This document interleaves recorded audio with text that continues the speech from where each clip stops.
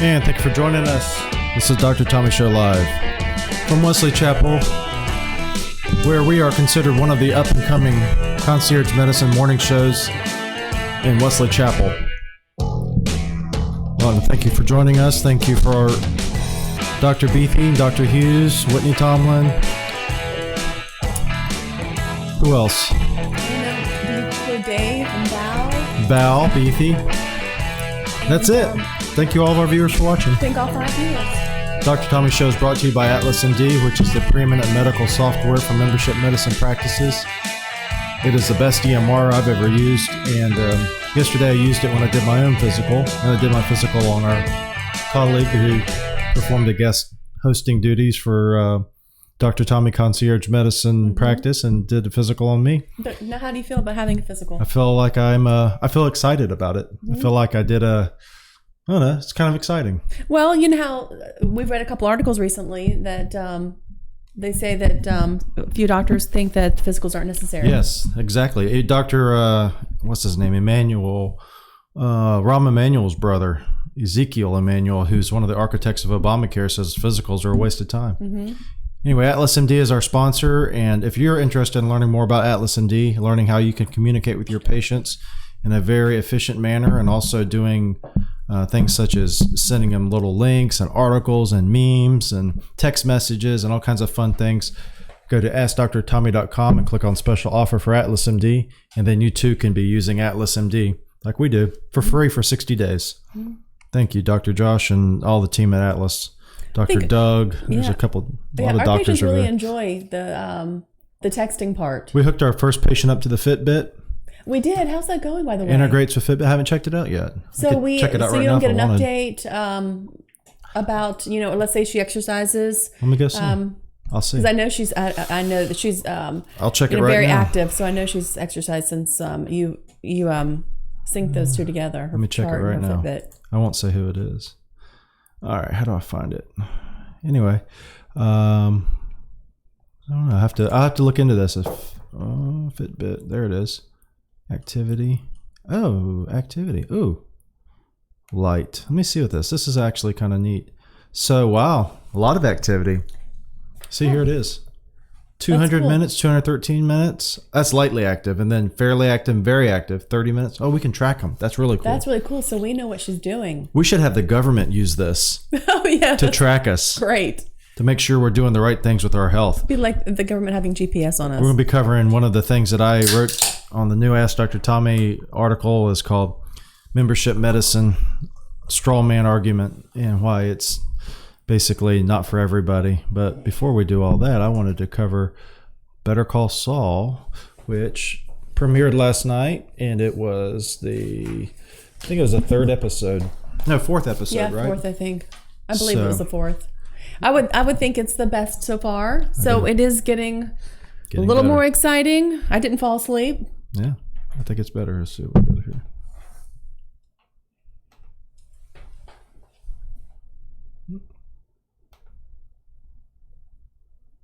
You can do it. And that's Gus. Mm-hmm.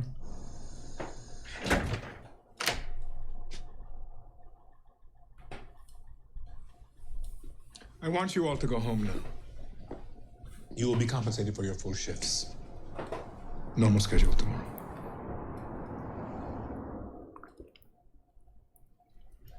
Go now.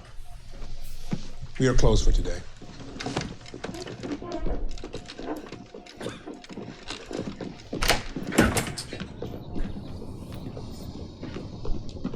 Mr. Frank, you sure you want to be left with these guys?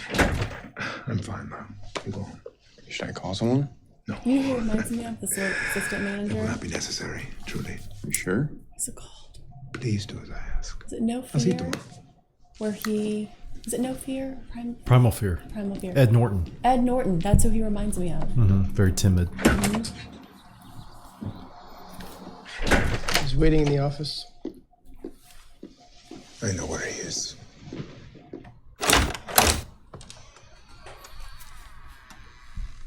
Don Hector. Took you long enough.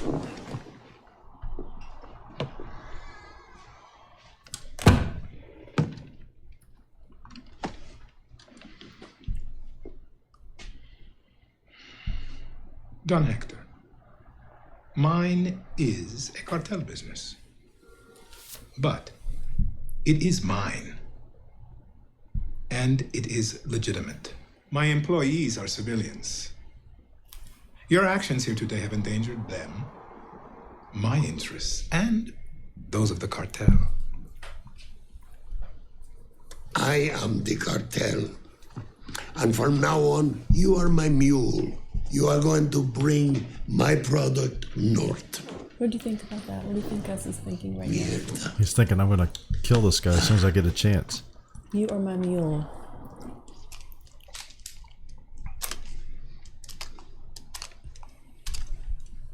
I understand that your supply line has been compromised. And this is most unfortunate. However, my trucks are already at maximum capacity. Make room. Don Hector, you must understand that I answer to one Bolsa. You want to cry to Bolsa? Cry to Bolsa. Or hell, Eladio. Adding more product will threaten the reliability of the entire operation. May I ask, did Don Eladio approve this? I approve this.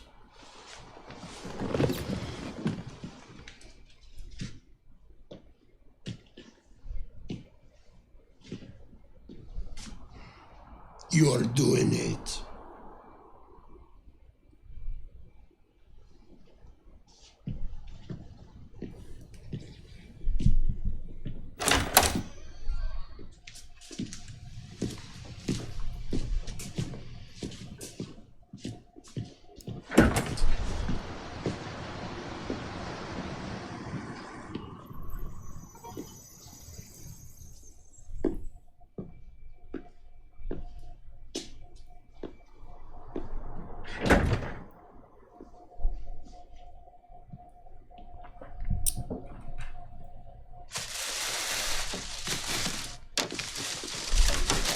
I need some fried chicken. I know. Watch. Gus just thought of something.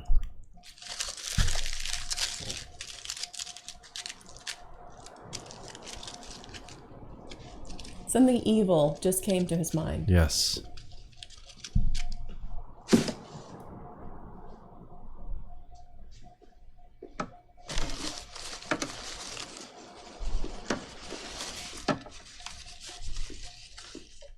All right, so that was it. That was they call that the most talked about scene on AMC TV last night. So we'll see. It's got coming up. We'll be having part 5 or episode 5, which is the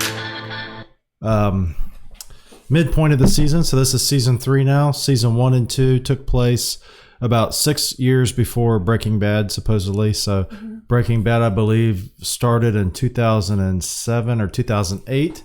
So that would have put Better Call Saul, chronologically speaking, starting in 2002. And the first 2 years followed Slippin' Jimmy as he became Jimmy McGill and also later became an attorney. And then it also has followed him now through his altercations with his brother and the problems that have occurred because of that. And now we're getting close to the unveiling, I think, of Saul Goodman as he transitions into Saul. I can't wait for that. I'm excited because I like Jimmy. You like Jimmy's character? Yeah, I do. I like his character. I do not like his brother's character. Chuck? I'm ready for Chuck to die. Go sleep with the fishes? Yeah. Well, Chuck his house burned down, something. Chuck is basically trying to get Jimmy to be out of law, which has always been his problem with Jimmy, is that Jimmy is basically not on the up and up as far as Chuck's concerned. But then as kind of this show goes on, you see that Chuck, and I think this is what the finale is I talked to you about that last night. I think what's going to happen is Chuck is going to be skewered on his own petard when he tries to get Jimmy disbarred. And I think he may end up getting Jimmy in trouble when he has to switch his name to Saul Goodman. But I think Jimmy's going to take Chuck out. I hope that happens. And I think that's what's going on with the... I really do. I hope that happens. With the like photos that Mike broke in and took when he was pretending to fix the door. Yeah, last night, the week before, I fell asleep because it has not been that exciting of a season. Actually, the first 2 seasons were really drab. I think the first 2 seasons were okay. And if you're a hardcore fan like I was for Breaking Bad, then you watched them. If you were new or somewhat of a person who doesn't really watch Breaking Bad or didn't follow it like continuously, then you probably had never finished any of the seasons of Better Call Saul. No, you probably would. But if you look at the ratings for Breaking Bad when they started in I think he said they had I can't remember, 500,000 viewers the first episode or some dismal amount. They didn't break 2 million viewers until I believe season 5, which was the final season. So if you measure, so much talk, I think, have you seen Breaking Bad? Have you seen Breaking Vince Bad? Gilligan said that the reason why that Breaking Bad was successful is because of Netflix, because people were able to binge watch past seasons like I did, and then become enthralled in it. So it set kind of a new template for how you can do a TV show. Right. And if you measure it by ratings, then Better Call Saul is actually successful based on previous ratings of Breaking Bad. That being said, Better Call Saul's ratings, I think, started off at 6 million, I think, was a premiere episode 2 years ago. Season 1, episode 1 was 6 million. It dropped off to 2.5. It maintained that. Last year, it was around the same. This year, it started off at 2.5. It's down to 1.6 now. It's like 1.6 and 1.7. And then this last episode, I don't know if the ratings are in yet. But the hope is maybe as more talk starts happening, more people start watching. And I think that's going to happen because it was a good episode last night. And I think the more they tie it into, as much as they wanted to make it about Saul and about this kind of legal drama, which it is, I think the more that they do tie it into Breaking Bad, the more successful. And why not mine that database of characters and plot lines that you can develop, and still be its own episode or be its own series. So I think last night was a positive change, and I'm looking forward to next episode 5, which will be next Wednesday or next Monday. And we'll watch it on Tuesday, right? We're going to watch it on Tuesday because we have the delay. And if you want to watch Better Call Saul, the best way to watch it, I think, is if you don't have cable, is to buy it either as Amazon. Amazon sells it. You can buy the season for $19. You can buy it per episode. It's a little bit more expensive. Then it's going to end up being about $30. But anyway, that's how I watched the first 2 seasons. And this you can also watch on Sling TV if you have Sling TV. And we watched it through DirecTV. We watched it through DirecTV online with a password. So you could do that. AMC TV. You can watch them streaming. And then we use a Chromecast to go all to this fancy technical stuff. I would movie theater. See, I would have just been like, "Oh, can't watch it," and I would have waited for Better Call Saul to come on Netflix. Tell us about your little menu there. You got recipe. Oh, we're gonna make meatloaf tonight. So tonight's meatloaf night, and my girls will be there. So glad. But my oldest daughter is a vegetarian, almost 2 years now. My youngest daughter eats whatever my oldest daughter eats. Yep. So chicken. And chicken. She eats chicken. So even if it's turkey. I tell her it's chicken because I think as a parent, you are allowed to lie to your children. So anyway, occasionally I do lie to her. And anyway, we're going to do black bean meatloaf with creamy avocado verde sauce. Doesn't that sound delicious? Wait, you have a different recipe? So I thought we were going to do the A1 one. No? I don't know about the A1 one. There's an A1 recipe on the side of the A1 bottle. Oh, well, we can do whatever. Oh, okay. Well, we could do one. You're going to do the black bean one. That's the black bean one. This is the black bean one, and it has avocado on it. Both my girls do love avocado, so this is a creamy avocado on the top. Now, they can still pour A1 over it because my girls can eat A1 on anything. But we can do A1 for the meat one, so we're doing our own with meat. We're doing our own one with beef for you and I, and well, there's a lot of sodium in A1, but it's so good. So we can pour A1 on ours. But this is the black bean meatloaf for the girls will have flaxseed meal in it. Now I don't know if flaxseed meal and flaxseed. You have that, right? You have that. I think I have pantry. Ground flaxseed. Okay. Yes, that's the same thing. I guess. And then the oregano, chili powder, cumin, and onion, the usual stuff. This does ask for oats to go in it. I think there's oats. There is oats. Yeah. So we'll put oats in it. It does say oat flour, or you can make your, or you can use almond flour, whatever kind of flour you want. I think we have bleached flour. I just read an article about bleached flour. It's so terrible and contains no nutrients. And anyway, for our new diet, we're not going to be able to have bleached flour. I know. Sad about this new diet. We're doing. If you're watching on live on YouTube, I just logged in. You can go ahead and chime in. We'll see if we can interact with you. That'd be fun. Anyway. Yeah, but anyway, we will not be adding flour to our meatloaf. No. But we will be adding it to the girls' meatloaf to help. I mean, these are black beans, so we need something to bind it together. We can use, I think. Does that call for eggs? I was just going to look for. No, because this is vegan. That's why. Okay. Now, my daughter's not vegan, so I could add eggs. Not yet. Not yet, but I'm sure that's next. Anyway, it looks delicious. We'll post a picture of this recipe, and then we'll take a picture tonight. Oh, yeah. Let's post that on the Echelon-Health, and then I'll put it under recipes on Echelon-Health. But we'll take a picture tonight of what ours looks like. Yeah. Echelon-Health.com or TampaDirectCare.com. You can click on recipes. You can find a lot of different recipes, including the farmhouse burger recipe I just put up. Yes, ours. We did not eat bread with ours. Hamburger, and, egg. It was delicious. Put bacon on it. Yeah, we didn't do bacon, but we did do jalapeno burgers with an egg, and it was an over medium egg. I was reading about low-fat diets this morning because there's so much controversy about fat in your diet and sugar in your diet. And if you watch the Radley Griffin episode of Dr. Tommy's show, we talk about the low-carb, low-sugar diet toward the end of the episode on Dr. Tommy's show on YouTube. And if you're watching on YouTube and you like it, subscribe. If you don't like it, then don't subscribe. Yeah. But anyway, you'll like it though. You'll like it. And but anyway, the fat in your diet, it was previously thought to be causative of all types of bad things. But now there's more evidence that, not only are fats necessary, but a lot of the low fat controversy was maybe not true.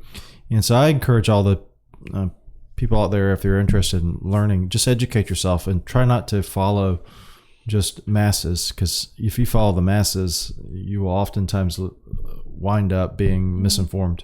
Well, I know from experience that when I have purchased low-fat items, they're high in sugar. They're high in sugar. So when they take things out of food, because it tastes so good, there's something in there to make it taste so good. So usually it's carbohydrates. They throw sugar in there. Fat's very important for the brain. And I was watching one of the things on Mayo Clinic. Mayo Clinic says they're the ones that invented the ketogenic diet in the 1920s, which may or may not be true. But anyway, the ketogenic diet is where you basically eliminate or very drastically reduce the amount of sugar in your diet to the point of where your body then switches to ketone bodies as a means to fuel your brain. And ketone bodies are manufactured from the breakdown products of fat as acetyl-CoA, and it makes Can you say that again? Gamma-butyrate, something or another. Acetyl-CoA. What? It's a cool word, isn't it? Acetyl-CoA? Yeah, I think it's a cool word. So acetyl-CoA is made in the ketone bodies, and your brain can use ketone bodies. But there's a young girl on there. If you Google YouTube, or if you go on YouTube and you look up Mayo Clinic ketogenic diet, then there's a girl there who has epilepsy, and actually the cure for her epilepsy is to go on a ketogenic diet because it has such a high fat content that it stabilizes her brain. And your brain is primarily made of fat. If you were to measure your brain out, it's primarily fat, because fat is involved in every every cell of your body, especially your brain. Your brain is very highly concentrated in fat. And so fat is important for all types of things, including brain development. And that's why children should always be on whole milk initially. And then, they used to say put them on skim milk or 2% later. Maybe those will change. Well, we still give Kaylee, our 6-year-old, we still buy whole milk. Yeah. I mean, she's not overweight. She's active. So yeah, it's a little more calories, but I think it's fine for her. So that's that. So we have that coming up. And then one of the things I wanted to talk about too today was my article that I wrote for Ask Dr. Tommy. And if you go on AskDrTommy.com, you can see it. And it's this article here. And if you go to the front page and then you scroll up, you say, membership medicine Strawman. And so the membership medicine Strawman is this argument against membership medicine that says, if you are a supporter of membership medicine, then you basically do not have a plan for every citizen of the United States, and therefore membership medicine is not a good plan. And so sometimes on LinkedIn, I'll get into back and forth. I don't actually do it because once I post something, I usually don't engage people unless they have something constructive to say. So if you ever wonder why I never respond to your comments on LinkedIn, that's why. So if you have something constructive to say, I will, but otherwise I don't have time. Or it doesn't really, it detracts from my position to engage in a position if someone's just doing ad hominem attacks and or making attacks. Here's the other thing: if you have some of those comments, if you have a LinkedIn comment to make, makes sense, because I can't spend time trying to translate your comment back into something that's makes sense and then destroy it. I can destroy it right off the bat, but I can't destroy it if I have to like make sense of it first and then destroy it. So I just usually leave it alone. But anyway, some of the membership medicine strawman argument is that membership medicine is not for everybody, and it because for one thing, it doesn't provide universal access.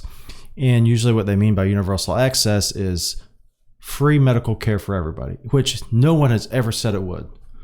I've never met anybody in membership medicine who said, A, this is for everybody, or B, that it is free. It is not free by definition. You're actually paying. Now, are there some places like Michael Tatro likes to point out that give out, he calls them scholarships, but basically free care? You know, yes, there are, and you're free to do that. And we did that before too. We have done that. We have done that, yes. And occasionally you still do that. Yeah, so you might have a friend call out, and ask you, can you see my mother, or or whatever. Yeah, sure. So you still do that. So it's not necessarily free, and it's not supposed to be free. It's not. I mean, how many things in life do you have that are free, quote unquote, that are any good?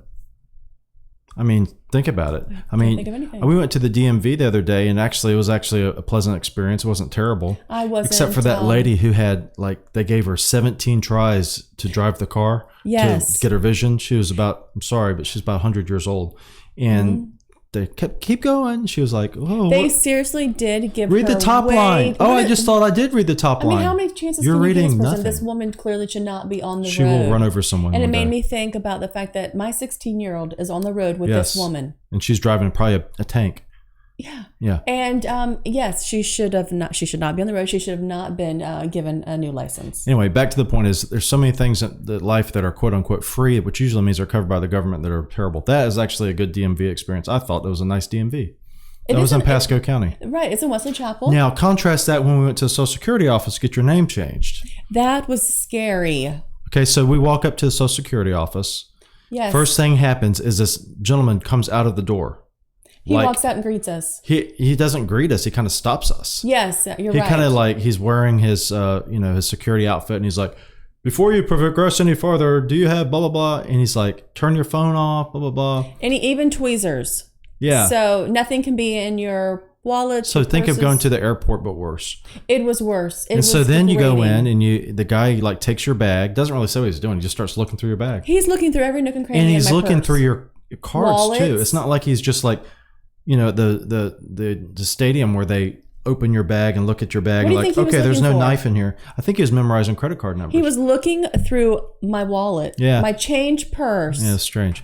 But anyway, so that's what free gets you. So free gets you not necessarily high quality, but so no one ever said membership medicine should be free or is free. And if it was free, it would be terrible, most likely. It would be terrible. Unless it was free experience. Based on charity that was private. So this membership medicine myth, strawman argument is that membership medicine isn't for everybody, and that's not for everybody. It is not for everyone, no. We've had 2 patients over the last 5 years who have decided it's not for them. And they decided, you know what, I don't need this for various reasons. Right. And that's okay. And like I said, if you have insurance that you want to use and you would prefer to use that, then you should not have membership medicine. If you have, or if you don't like to go to the doctor, at least in our practice, if you only like to go to the doctor to get refills and you only like to go to the doctor when you're sick, then you shouldn't be in a membership medicine practice. Right. Because there's no point. If you're not looking for a relationship with your physician. And I'm not saying there's anything wrong with that. That's your choice. It's fine. So that's the membership medicine straw man that I wrote about on AskDrTommy.com if you're interested in learning more about that. What else? So as far as coming up, we have Fit Club tomorrow. It's at 6 o'clock. Yes. Last time Fit Club was a little hot. Oh my gosh. It rained finally for the first time yesterday, and it seems like 6 months. Oh gosh, yes. We're going to start doing some more circuit training though, because we're going to be hitting it heavy. When I met with my physician yesterday, he advised me that one of the ways that you can boost your testosterone naturally is to do short bursts of exercise while you're in your target heart rate. And I did read that in an article, about doing high interval training. So basically what he said is he works out for about 30 minutes or maybe longer. I can't remember, but at least part of his workout is 30 minutes. And then he'll do at his target heart rate, which is like 130. And then, which is 75 to 85% of your max heart rate. And then he'll go up into like 160 or 180 for 2 or 3 minutes and come back down. Well, so we need to bring the pulse oximeter out so we can take pulses again like we used to. We haven't done that in a while. The other thing you can do is he has a monitor on his watch that can monitor you, and you can look at your pulse that way. So if you go on AskDrTommy.com and click on gear, there is some heart rate monitors there that people have used that I've heard about that are good. And let me just go in there real quick. So if I go on AskDrTommy.com and click on gear and click on wearable, medical integration, wearable electronic devices. So it takes you to Amazon, but basically there's a lot of different ones you could use, but they all work at different levels to monitor your heart rate. What's the going rate for one of those All right, things? so the Fitbit Zip is $50, and then the one that he had yesterday was $400, which he said was more that of like an Apple product? a higher end. It wasn't Apple, but it was pretty fancy. But yeah, if you want to try that out, just go to AskDrTommy.com, click on gear, click on wearable, and then you can see all the different ones. The other one I've heard about that's really good is I don't think I put it down here, but there's one that is I think it's Polar makes one that's really good. Madison has a Samsung, and I think hers was somewhere between 75 and 100. And anyway, she likes it a lot. But the other thing too is like if you have like with Atlas MD, we can track. We don't have to track you, but we can track their health, and we could track ourselves because we're an Atlas MD too. Right. So we can track our. That might be what we should do. We should get Fitbits. And tag them to our Atlas MD. Yeah, we should do that. I would like to do that. I would like to see. I know that I've had my heart rate up pretty high. We should start a GoFundMe to see if someone will give us Atlas MD, or see if someone will get us. I will Fitbits. create one today. Yeah, we should start a GoFundMe because we'll say people create GoFundMes for everything. We don't have enough money to buy this thing that we want, so will you pay for it for me? And I actually have enough money for it, but I would rather someone else pay for it. Me too. I don't want to give up anything else, really. Yeah, I would rather some other people pay for it, and this is why. Because I have like a family history of heart disease, and I don't want to get heart disease, so I want to be able to track my output on my Fitbit, and I have Atlas MD, which we have as a sponsor, and so we get that complimentary in exchange for being a sponsor. But even though we still want more, so we're going to start a GoFundMe. And so you can just help us pay for our lifestyle. Anyway, back to Fit Club. Monday, it wasn't that hard for me, but the running part was the difficult part, I feel like I was for me. Puke doing all those sit-ups. Oh, sit-ups. Yeah, that's not your favorite. You don't like doing the sit-ups. You also don't like doing the one that you get down on the ground, then get back up. No, I hate all that. That works your upper legs, though. I like that. It works and you know what? And to increase testosterone, you're supposed to work the large muscle groups, right?